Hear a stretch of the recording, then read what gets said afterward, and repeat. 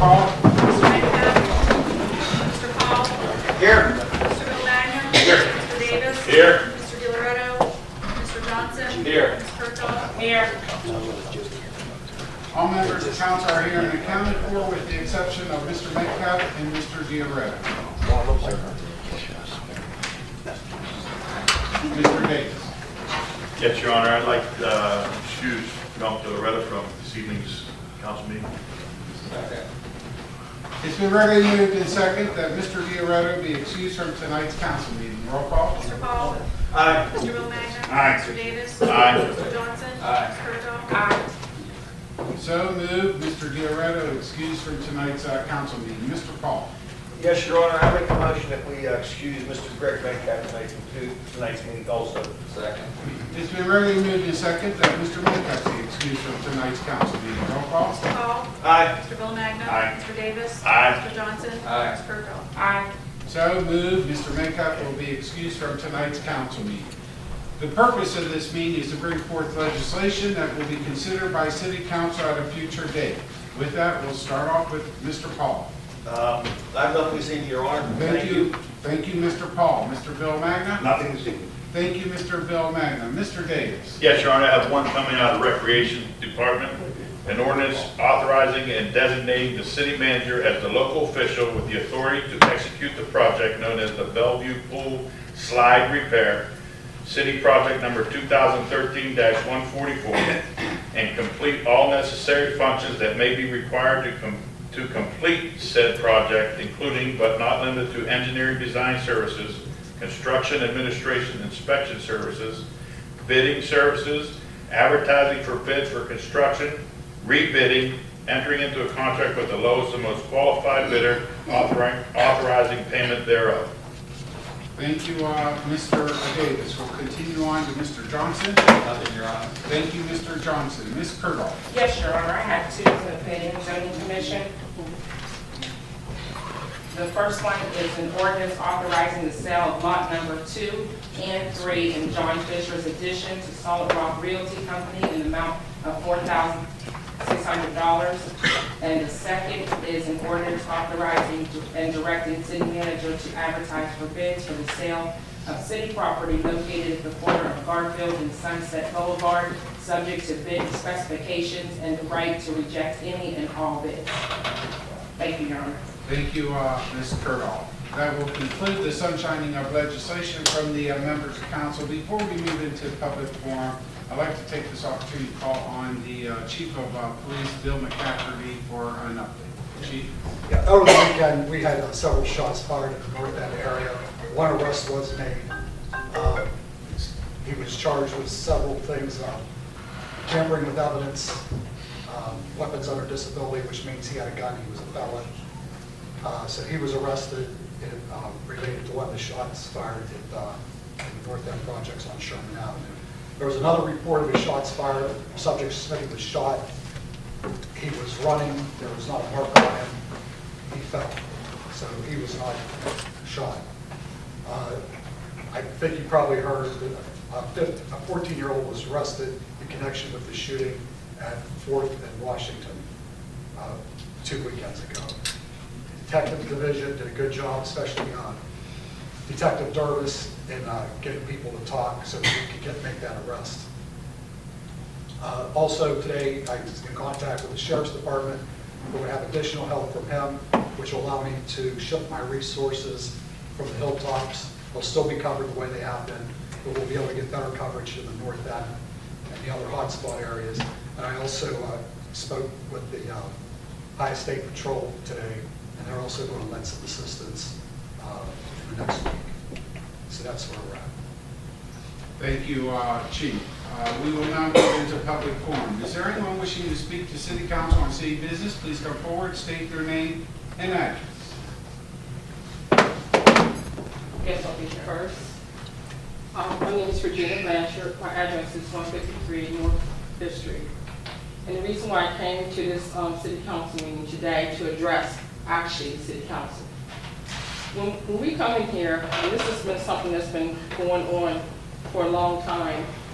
When we come in here, we say, let us pray. And then when you pray, you're only a half a second. For those who believe, and I am a believer, that's the reason why I'm addressing this, when you come in here with that, where do you expect that this city is going to go?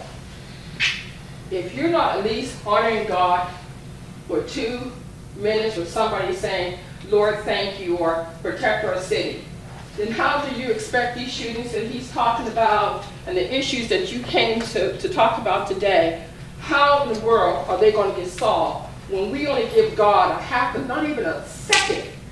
You can't even say Jesus or Lord in the time that you give God when you start these meetings out. So I came here to suggest tonight, if we would just come here together and ask God to bless our city and stop giving him a half a second. He's the creator of our country. We certainly honor our country. We thank God. But we cannot come in here with a second prayer and expect our city to come together and be as one. We do have an issue with our young people. We do have an issue with these young people here tonight coming here to address what they feel. We got to listen to the young people as well. Yes, there's some bad ones. Trust me, I deal with inner city kids. But we got to start these meetings out with this particular city. Since you guys are the head, people have elected you guys to be in this office, please start it out with honoring God first. That's all I came to say. Thank you. Thank you. Is there anyone else wishing to speak to city council on city business? Please go forward, state their name and address. My name's Paul Andrezzi. I'm a city property owner in Steubenville. I was waiting for the chief to tell us that he's going to keep the patrols up on the hill. But I would like to see 2 men to the cruisers. Mr. Villagna, how do you feel about that? How does this council feel about that? I feel that they would be safe, and they're doing a great job now. You have it curved up there. And I'm very sorry about the 4th Street shooting. But now you guys know how the citizens on Pleasant Heights feel that it's been going on for how many years now. Them people have a right to sit out on their porch, and then people have a right for their kids to walk up and down the sidewalk and ride a bicycle. I read in the paper that the man was scared. Who was it, Mark, I believe, down the bookstore? Petrified. He dove on the floor. What do you think our kids do? 8 years old, 9. Do you think they're diving on the floor? Now we know how it feels, don't we? But you know what? You guys are all up in arms because it hit 4th Street. It's your backyard now. It's your front yard. Now what are you going to do? Everybody, oh my God, it's 4th Street. It's been happening on that hilltop for how many years now? It's time we do something. And the police are doing a fantastic job. But we need 2 men per cruiser. That's what we need. Another issue I want to bring up about the Pleasant Heights Fire Department. I'm looking at you because I'm addressing you. I'm here, sir. The other night, last week, they had a fire on Oak Grove. Thank God we have Pleasant Heights Fire Department. They're the first ones on the scene where you would have a 5 alarm or maybe a 9 alarm. I don't know how anybody can sit here and even think to do away with a policeman or a fireman. I don't know how. And if that's the way you're thinking, I would say resign tonight because you don't care about these citizens of Steubenville, Ohio. And that's my feeling. And that's why I'm here to address you tonight personally. That's all I have. Thank you. Is there Your Honor, if a... I could do a quick response. And sir, Sure. that's not what I'm thinking. Well, that's what you have said in the past, in the paper. No. That you can't afford the Pleasant Heights Fire Department. That you're going to eliminate, cut back on the cruisers up on Pleasant Heights, on Oak Grove. That's what you said in the paper. Well, and sir, it was my recommendation to reopen Pleasant Heights. So, and that's... That was your recommendation? Yes, it was, sir. Okay, then I apologize to you. On the police, we're trying to make the right decisions, and I guess it was, sorry. There's no right decisions. No right decisions. Sir, it was my recommendation. When this man got past the sheriff of Jefferson County and the state highway patrol for help, Yeah. you're wrong. You're wrong. There's no decisions to be made. You add the patrolman to that cruiser, Paul, And sir, I did add the extra patrol. but not enough. To the,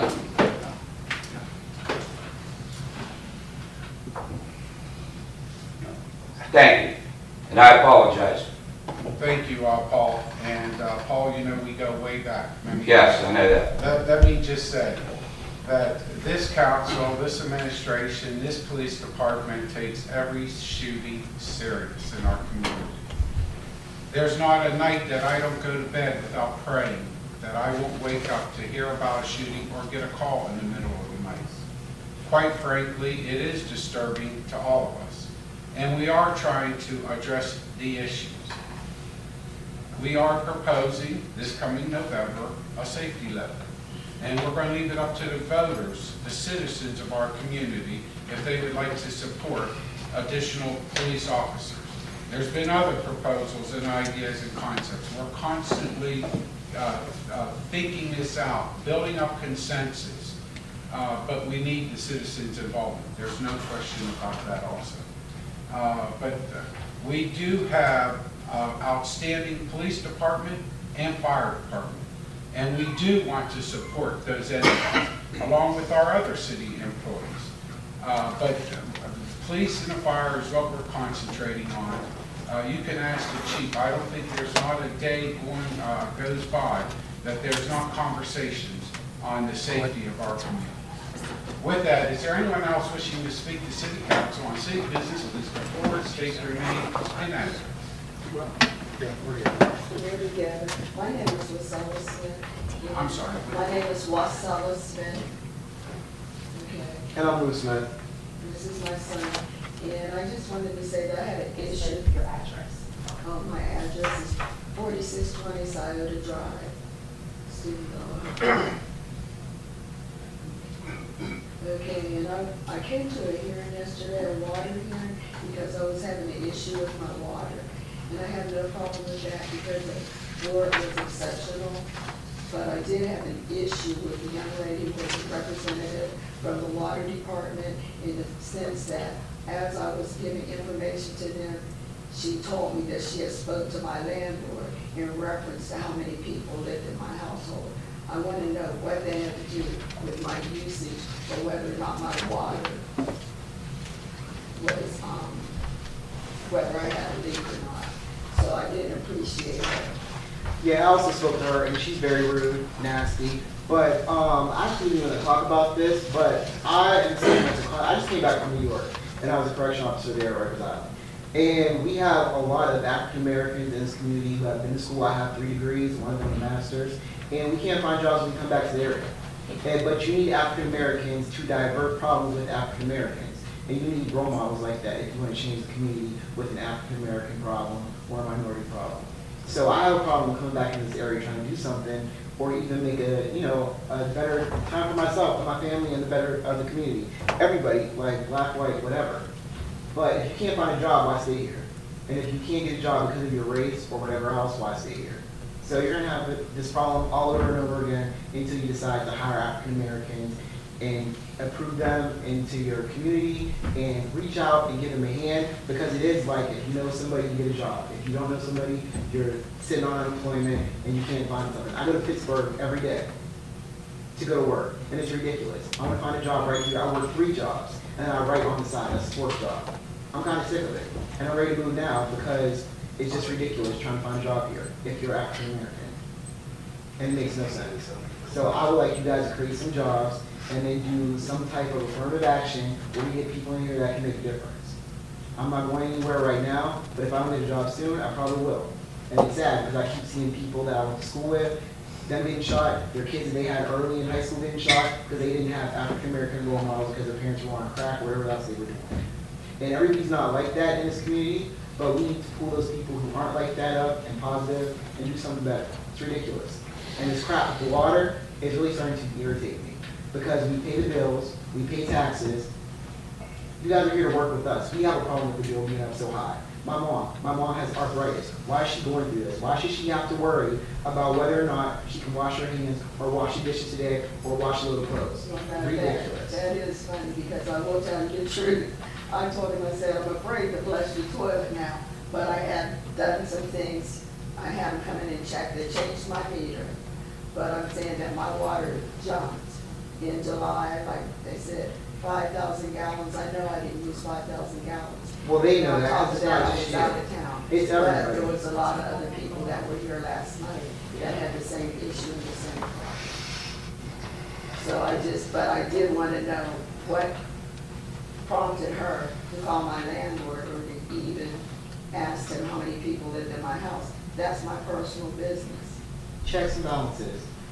Like she needs somebody to report to. And if that's the thing, because she doesn't have a boss, because she's the manager, then I hope you guys get on it, because it's out of order. Because that was rude. That's all I have to say.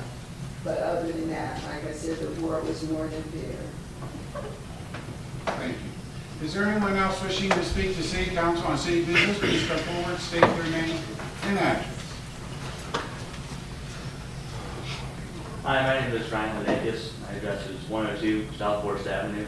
Your first name again, I'm sorry. Ryan. Ryan, thank you.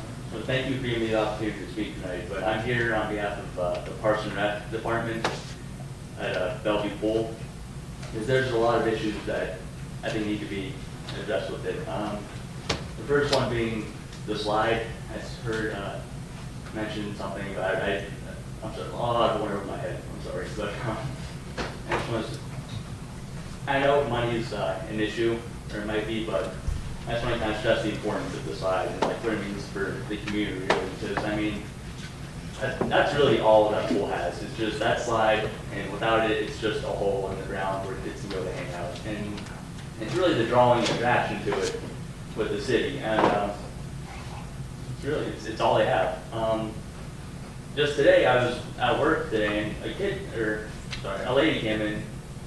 She was telling me she hadn't been here in so long, she didn't even know if the pool was still open, because no one talks about going there anymore, because the slide, the one thing that was drawing people there, isn't there anymore. And she was asking me, what happened to this place? I mean, they have so much fun here, but I don't know what happened. She's like, what's wrong with the slide? And I really didn't know what the color. I didn't know if it just broke one day, or no one was taking care of it, but I just want to make sure that the importance of it being up, especially next year, because it would just draw so many people into the city. And I mean, it would give the kids something to do and so keep them out of trouble and everything. Because my first year there, the slide was up and it was packed every day. Everyone was there. It was rare to get a day when there were less than 100 people at the pool. Now if I have to put 2 lifeguards out on duty, because if there's that many people, then it's kind of a rare thing. Another issue with the pool is that there's no concession stand there. I don't know if this is the right place to talk to you about it, but it is an issue. One of the positives about it, I mean, it would just bring in, I think, a lot of money for the Parks and Rec Department. Because that's really, I mean, if you look at gas stations, they don't make the money selling gas, it's the money from selling food on the inside. So I think that would be a huge positive. We have 4 cashiers at the pool right now, just working the front register. If we could have 2 up front and 2 in the concession stand, I think that would be more than enough people to run the concession stand successfully. And also, I mean, I go there, people ask, where can we get food? And I tell them they have to bring in pizza. And they usually can, the vending machine, and the vending machine doesn't work at all, so now the kids are there, and they're hungry, and we can't feed them. So they don't have enough money to even get a pizza. And they're there all day because their parents drop them off. So from 11 to 7, they're just trying to pick up change, use the vending machine, and I have to make a run for them to get food just so they can eat.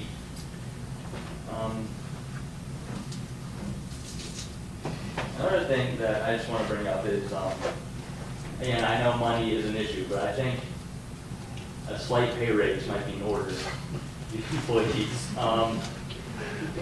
For how much we put up with. I mean, not put up with, but I just think one might be due. I started working there in 2012. I had paid $7.70 an hour as a lifeguard, and the assistant managers were getting $9 an hour. Now the lifeguards are getting $8.50 an hour, which I think is great, but the managers are still getting paid $9 an hour. I just don't know.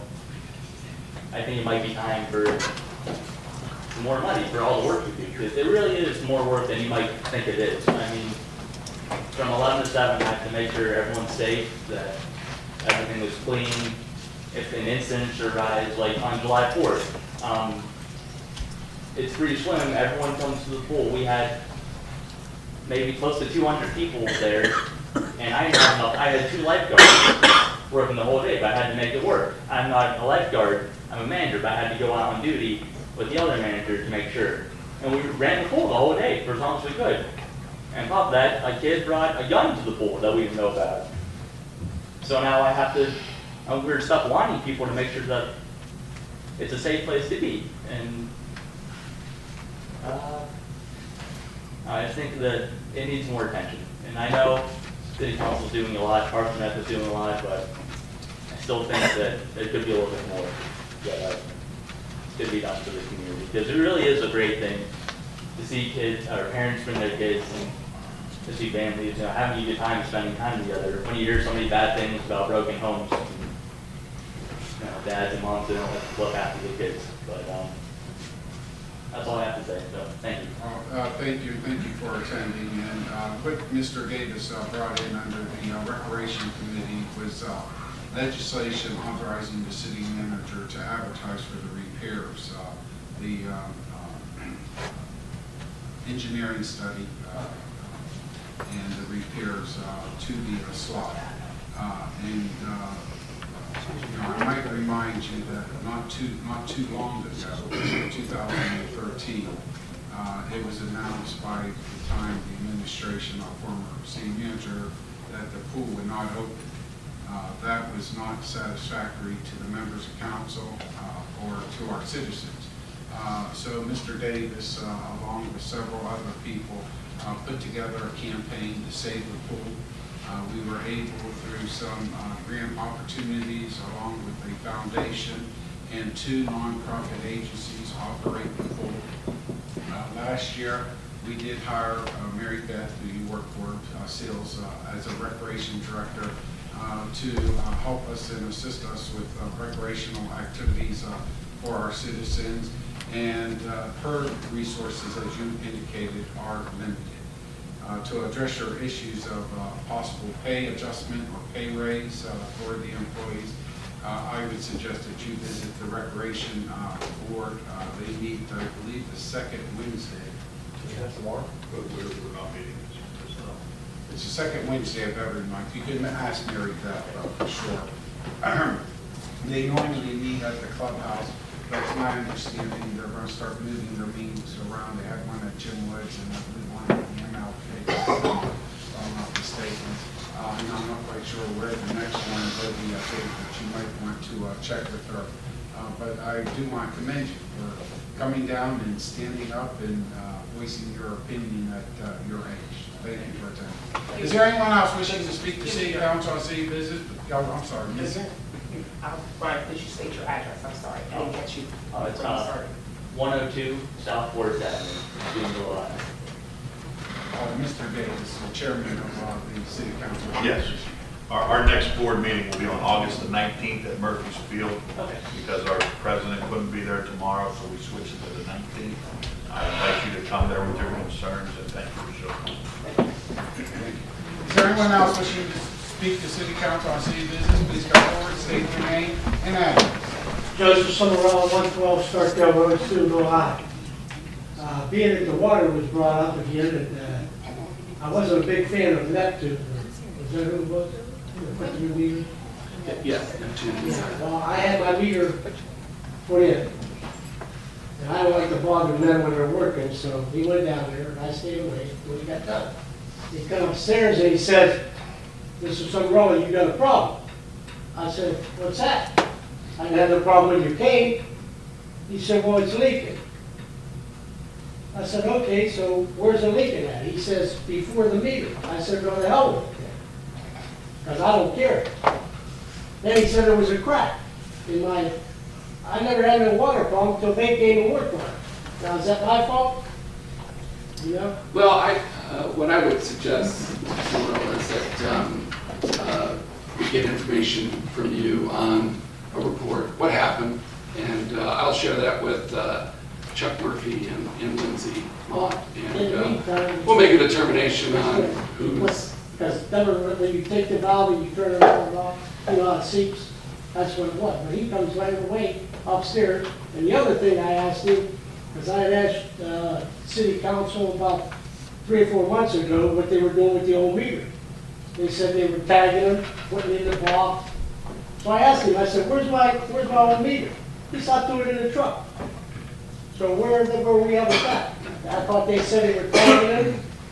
Because are they going to sell Those them? are, we're going to retain them for, my understanding, for a while. Are they auctioning them? And, Because that's what I was yeah, told. we have those. They So, said they were numbered, and he just told me he threw it in the truck. I'm just we're reporting on that. holding on to the old meters. I wasn't a fan of Neptune, so I'm just telling you.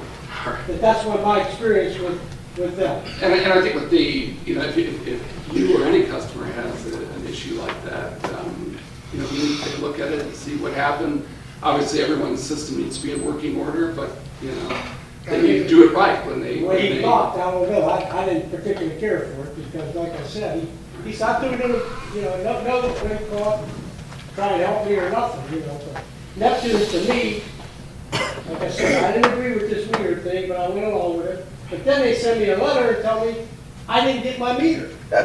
I just got that this past week on the 4th of August. They sent me and said if I don't contact them, that they're gonna fine me $50 a day, or something like that. Right, and But it's it. should have gotten and that was a mistake by Neptune. They sent a follow-up letter. I know that the letter stated that, they had contacted Neptune to disregard the letter, but it was still, it shouldn't have been sent, and it was something that Neptune has apologized for. I'm surprised they haven't called you, because they are calling all the customers that received that letter and also sending a follow-up letter of apology. The meter up to down. That's my personal opinion. Thank you, sir. Is there anyone else wishing to speak to city council on city business? Please come forward, state your name and address. Hi, William Isaac, 89 Lawson Avenue, Steubenville. Trust me, this is the last time I'll talk about the local corruption election. I have brought it up periodically just to keep you guys, but mostly have it documented on our cameras, so if anybody goes to that Steubenville Crowd website, they can see where I am at with it. Finished the petitions and turned them into the Board of Elections, and I only needed 108 registered voters, active registered voters, to sign that petition and hand it in. My goal initially was to set out to get maybe 10, 20% more in case some of the signatures turn out to be invalid. But I did a lot of research, and I think close to 90, 95% of the signatures that I got were valid. A few people I did register when I went to their homes and signed them up. And so I might have got maybe 15 people signed on to the new vote. So, and a few people, elderly people, signed up to vote absentee, which means they can vote from their homes. So what I'm getting at is I just needed 108, 125 was my goal. Ended up with signatures on all the petition amounted to 661 signatures on this petition. So that's pretty amazing. And, I just think it's reflective of the passion that the people in my precinct, on the second ward, first precinct, have about this issue. So let's hope it relates and goes toward the voting in November, Tuesday, November 3rd, that it's reflecting their passion from signing to November issues. A lot of people told me they didn't want to vote, but they signed up knowing that they weren't going to vote for an official, but they would vote for this. I made sure I pushed, not my agenda, but I pushed just the facts. And the facts are that we're going to leave this up to the voters in November. If I can get that required number of signatures on the ballot, it's up to the voters whether they want to vote for on-premise consumption of alcohol or off-premise consumption. It's up to them, so I never pushed my agenda. I did talk to people when I wanted to tell them my opinion. I told them this is my opinion. When it was come time to tell them facts, I said this is the facts. So there was a great response out of that. So I want to thank you guys for your time. And another issue I pushed was in 8 years we're going to have a complete different assembly here. So the local liquor option election moves be sustainable. It'll last longer than 8 years until it ever goes back up for another liquor option. So I think we'll be okay. I see that the police presence on the hilltop has been effective quite some time. Living on Lawson Avenue, I would see a lot of speeders and people racing up and down Lawson Avenue. I don't see that anymore. I do not see that anymore. Their presence is effective. I've even seen people stop before they go into the 300 and cross the bridge of Lawson Avenue on the way belt. Stop and check their taillights or turn signals before they proceeded any further. So consciously, you got it in a lot of people's heads, so that's a good thing. Let's hope it reflects on the crime rate also.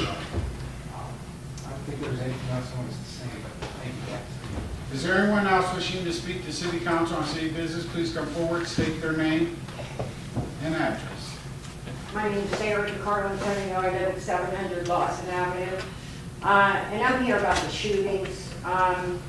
I read in the paper last Wednesday that several other people were here last Tuesday in reference to the shootings in the city of Steubenville. And I had to take my elderly father to the emergency room this past Saturday night, and we were there for several hours, and about 3 o'clock in the morning, there was a young man who was brought into the hospital by ambulance due to the fact that he was shot at, leaving the club 106, okay? This is not the first, second, third, or fourth incident that has taken place at the club 106. I just really do not understand why this place is still open. Why it now has a commercial that says you can rent the place out for weddings, baby showers, bar mitzvahs, you know, etc. When I was getting my nails done tonight, there was another shooting in the north end of Steubenville. When I was on my way into the council meeting tonight, I read a sign in the window in municipal court that said, "Be proud of where you live in the city of Steubenville." Nobody loves their city more than I do. Y'all know that. Nobody is more passionate about where they live than I am. But come on, you know, like, it's getting pretty hard to love where we live when every other day there's shootings. People are dying on our streets every other day. We've got to do something. We've got to do something. I mean, our young people are dying. They're dying in the streets every day. This doesn't make sense. We've got to do something. Please. Please, I'm begging, I'm pleading. It could be my son, it could be your son. Please. We've got to do something. Please. Thank you. Is there anyone else wishing to speak to City Council on city business? Please come forward, state your name and address. John Massey, Bucks, 7 Ray Martin, from Solid Broken Record. Mayor, I want to thank you for seeing the cutting of the weeds on Washington Street, on the underpass, and on the dividing wall going up the hill. You and I spoke about it down the street the other day, and you saw that it was done, so I appreciate that.